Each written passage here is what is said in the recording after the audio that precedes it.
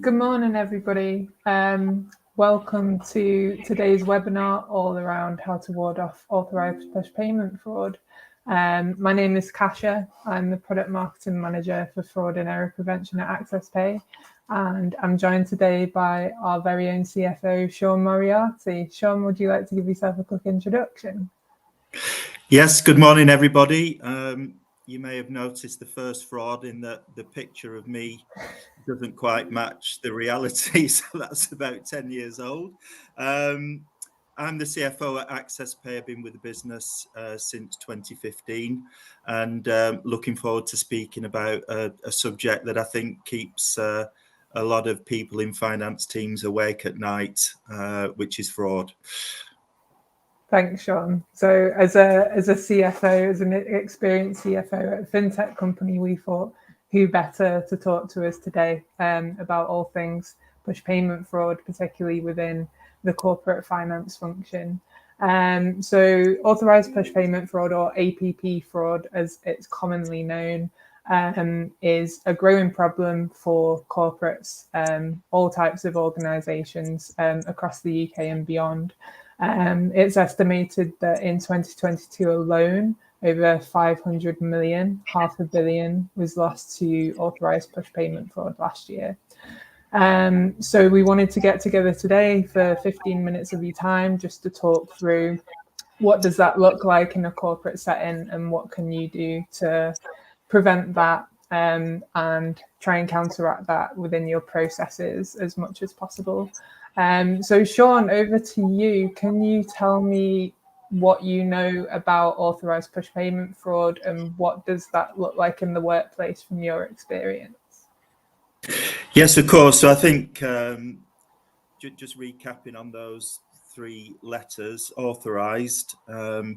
Authorized means it's gone through our internal procedures and somebody has actually signed off on a payment.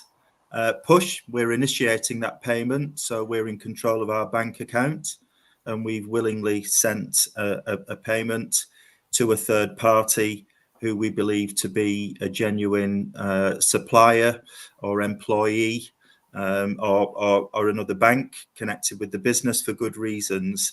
And the fraud is perpetrated because we're actually dealing with somebody who is not somebody that should be receiving that money, and they've sort of, using old school words, pulled the wool over our eyes and persuaded us that they are somebody different.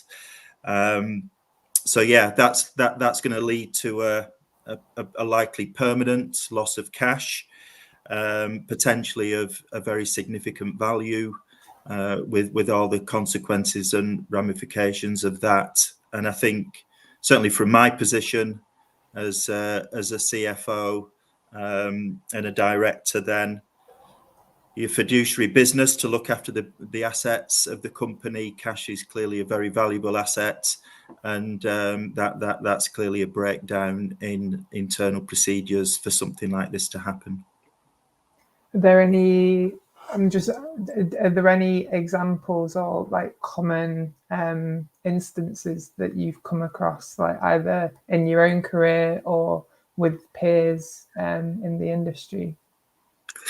Yeah, so I think there's a number of examples. I think this is a pretty ubiquitous problem. It's faced by companies of all shapes and sizes. There are some sort of well-known businesses that have been impacted by this. So I've read up on companies like Facebook and Google, who've suffered losses of over $100 million through fraud perpetrated by false invoices, for example.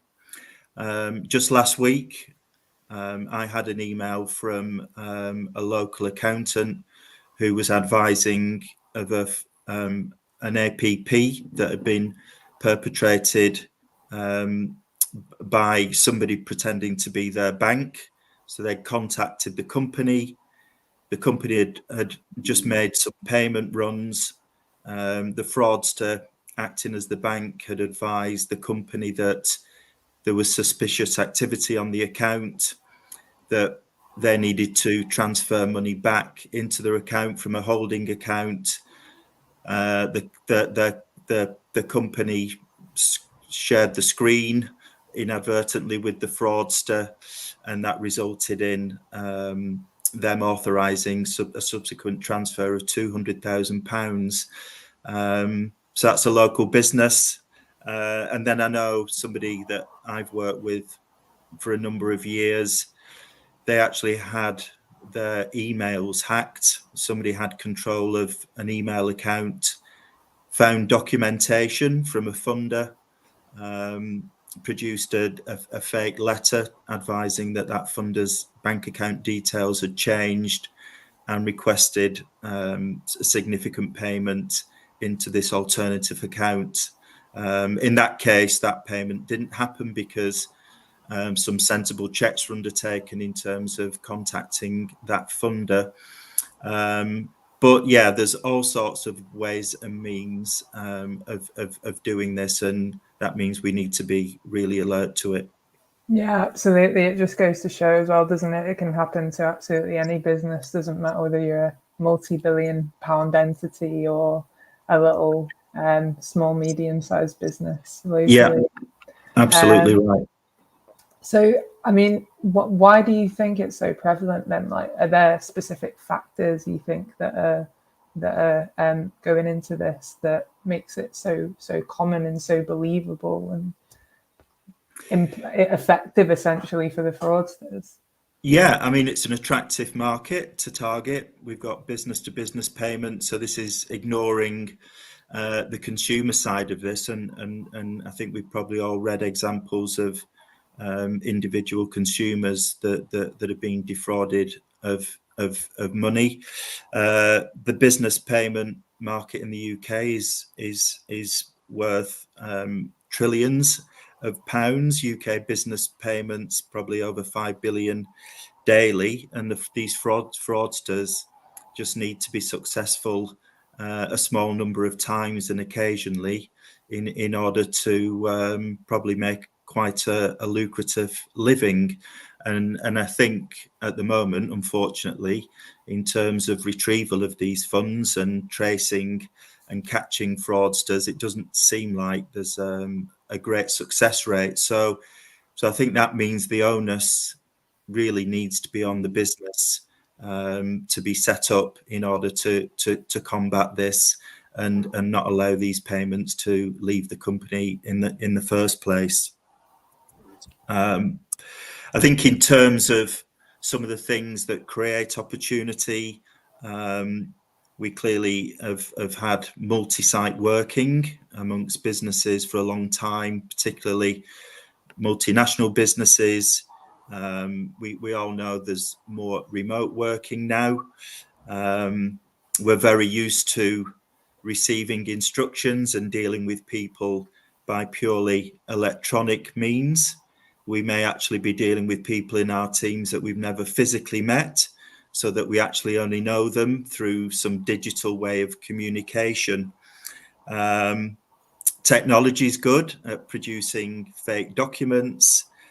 We can hack into emails. Fraudsters can do lots of research on social media to adopt personas of senior people.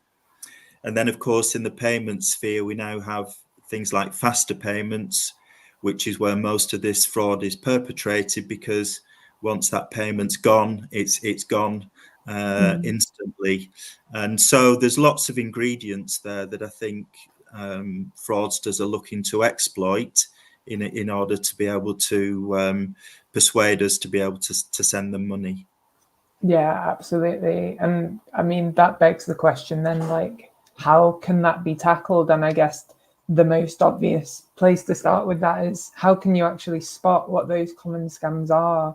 How can you actually understand how to look out for what the difference is between maybe a phishing email? And I know you mentioned, what was it, spear phishing that you mentioned? Yes, spear phishing is a very particular kind of methodology, where a fraudster will look to target senior people within an organization, so CEO, CFO potentially, do lots of research on them so they understand the kind of maybe language and messaging styles that they use, maybe personal details that make emails credible, and then put together emails which generally have some kind of sense of urgency, some kind of call to action, some immediacy, and normally that will, be an instruction to send money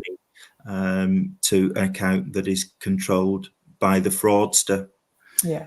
In terms of defences, I think much as the fraudsters are using lots of techniques to try to get into the business, then as a company, we need multiple levels of defence against that. In terms of people, we're obviously got finance teams that are working together to prepare payment runs, to make payments to suppliers, HMRC, funders, and training is paramount there. So I know within AccessPay we have regular monthly training on some of the signs that we need to look out for in order to spot these things. Procedures where we've got 4-eye checks on things, where we're flagged up, where we're receiving emails external to the company. And we are running simulations as well, where the security teams will be producing these types of emails and just seeing what that response is. Because it's easy for people to be panicked into doing things quickly at the behest of somebody senior. And so conditioning that response to take a pause and check out these emails is kind of a key thing. Yeah. So I guess that means that from your perspective, the finance team in general having a close relationship with the security team, the IT team, the GRC teams internally is really important. Yes, very much, and I think that investment, particularly around the email systems, is critical, because if somebody is able to get in and actually take control of an email account, of course, that kind of external input flag is not raised. So the security teams are very much part of the company's protection against these types of fraud. Yeah. And I guess on the other side of the coin, the other element to think about here is how can you essentially use technology to perhaps help you combat things like APP fraud occurring as well. So from your perspective, what have you seen in the market that you are looking at yourself maybe? Yeah, sure. So I think the fraudsters have got psychology, kidology, and technology as some of the things that they can deploy. And of course, in the technology sphere, then we can also help ourselves. So one of the big things I think that the UK government has kind of pushed out for the banks in particular is a service called confirmation of payee, whereby we are able to check whether account numbers, sort codes, and account names match up, and for those things to be flagged up if they don't do. So if you're somebody who's authorizing a payment run, you may well see some flags against certain accounts. Then that's obviously time to pause and make sure that proper checks have been carried out to verify that those accounts actually all match up. Yeah. I think there can be some limitations, particularly through online banking portals with those services. I think A, not all the banks provide them. I think B, some of the banks provide them only on certain payment gateways or payment schemes. And I think the other thing is that if you're actually relying upon those things to be caught at the point where you've prepared a payment, then that can be a bit late, particularly for somebody who wants to authorize things. So as an alternative to that, I think it's much better if we can kind of run that service before payment runs are prepared. So that's an alternative way to do that. And I think there are certain industries, particularly where there's a high volume of supplier onboardings, potentially sometimes on a daily basis. So I think within our customer base, we're aware of financial institutions, people like care businesses, people like that have got regular changes of suppliers, where phoning up every time or asking suppliers to provide documentation in advance can be quite cumbersome. Yeah. So the ability there to do bulk uploads of these details and actually verify and follow up does provide a good audit trail for the customers, and it does provide that assurance that once a payment run is uploaded, there are no flags on it, and the person authorizing it can do so with a degree of comfort. Yeah, exactly. This is exactly why we as a company, AccessPay, have spent so much time developing services like confirmation of payee into our own platform, because we realize that we have to do as much as we can as a payments provider to help provide those fraud checks, those payment controls end to end, to try and help businesses stop these things from happening as much as possible, and improve the experience of that as well at the same time, and make it easier to actually do these fraud checks that need to happen. Yeah, that's right. So, I mean, there are manual workarounds, there are manual things that can be done. But I think for those high volume businesses, it's not practical always to be on top of those. It is time consuming.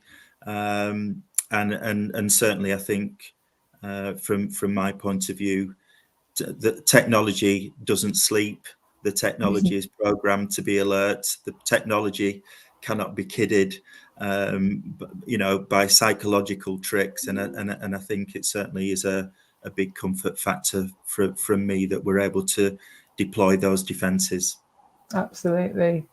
Well, I think that takes us just a little bit past our promised 15 minutes, Sean. But thank you so much for joining us today. I found that super insightful, and I hope everyone listening today did too. If you are interested in learning a bit more about authorized push payment fraud and how to go about preventing that, spotting it, the things that you can do internally to help yourselves reduce the impact and the likelihood of that occurring, then we will be sharing with you via email an ebook, a guide that has a lot more information than we've maybe been able to cover today within that. But we hope you found it useful, and see you soon.